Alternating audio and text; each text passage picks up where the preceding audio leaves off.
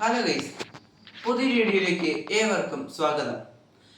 നമ്മുടെ Indian football ഇത്രമാത്രം അധപതനത്തിലൂടെ കടന്നു പോകുന്നത് എന്തുകൊണ്ടെന്ന് അറിയാവോ?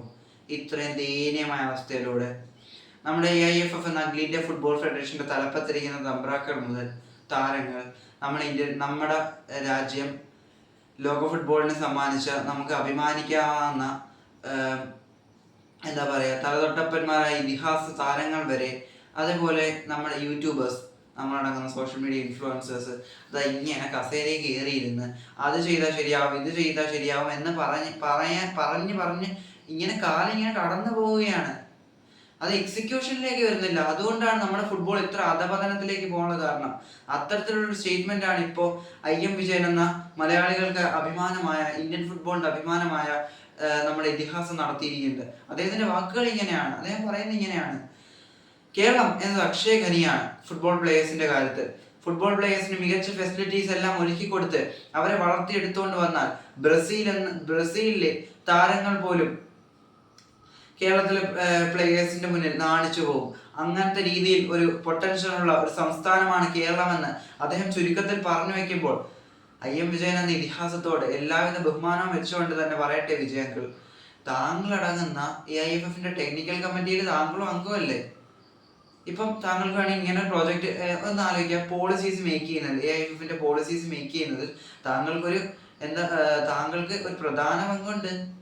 അപ്പം ഗോവ, കേരളം, വെസ്റ്റ് ബംഗാൾ പോലുള്ള ഫുട്ബോൾ ഹബ്ബുകൾ ഇന്ത്യയിലുണ്ടെന്ന് നേരത്തെ തന്നെ അറിയാവുന്നവരാണല്ലോ നിങ്ങളൊക്കെ എത്ര എക്സ്പീരിയൻസ്ഡ് ആയ താരങ്ങളാണ്, എത്രത്തോളം ഇന്ത്യൻ ഫുട്ബോളിന് വേണ്ടി വർക്ക് ചെയ്തവരാണ്, എഫേർട്ട് ഇട്ടവരാണ്. അപ്പൊ നിങ്ങൾക്കൊക്കെ അറിയാമല്ലോ ഇതെല്ലാം ഇങ്ങനെ ചെയ്താൽ ശരിയാവും എന്നറിയാമെങ്കിൽ ഇത് ബേസ് ചെയ്ത് ഒരു പ്രോജക്റ്റ് കൊണ്ടുവരാമല്ലോ. ഇങ്ങനത്തെ താരങ്ങൾ ഡെവലപ്പ് ചെയ്തെടുക്കണം, ഗവൺമെന്റുകളുമായി അസോസിയേറ്റ് ചെയ്ത് നമുക്ക് ഇങ്ങനെ ഒരു പ്രോജക്റ്റ് കൊണ്ടുവരണം എന്നും പറഞ്ഞ് AIFFന് വേണമെങ്കിൽ കൊണ്ടുവരാമല്ലോ. അല്ലാതെ ഇങ്ങനെ അത് ചെയ്താൽ ശരിയാവും, ഇത് ചെയ്താൽ ശരിയാവും എന്ന് പറയാൻ താങ്കൾ മാത്രമല്ല, നമ്മൾ ഓരോരുത്തർക്കും അതിന്റെ ഉത്തരവാദിത്വമുണ്ട്.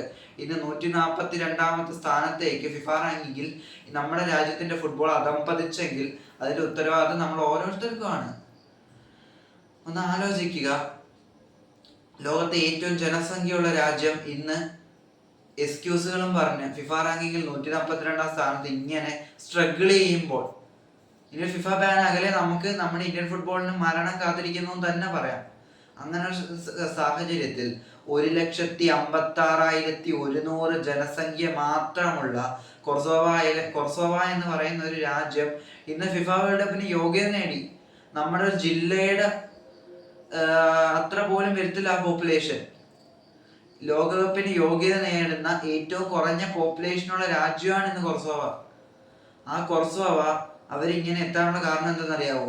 അവര് കാലത്തിനനുസരിച്ച് സഞ്ചരിച്ചു. അവര് കൃത്യമായി ഇങ്ങനെ നമ്മളെല്ലാരും ഇങ്ങനെ അത് ചെയ്താൽ ശരിയാവും, ഇത് ചെയ്താൽ ശരിയാവും എന്ന് എക്സ്ക്യൂസുകളും മറ്റും പറഞ്ഞുകൊണ്ടിരിക്കുമ്പോൾ അവരവിടെ എക്സിക്യൂട്ട് ചെയ്യാൻ തുടങ്ങി. അതുകൊണ്ടാണ് അവരിന്ന് വേൾഡ് കപ്പ് കളിക്കുന്നത്. അല്ലാതെ നമ്മളെ പോലെ ഇങ്ങനെ ഇരുന്നോണ്ടല്ല.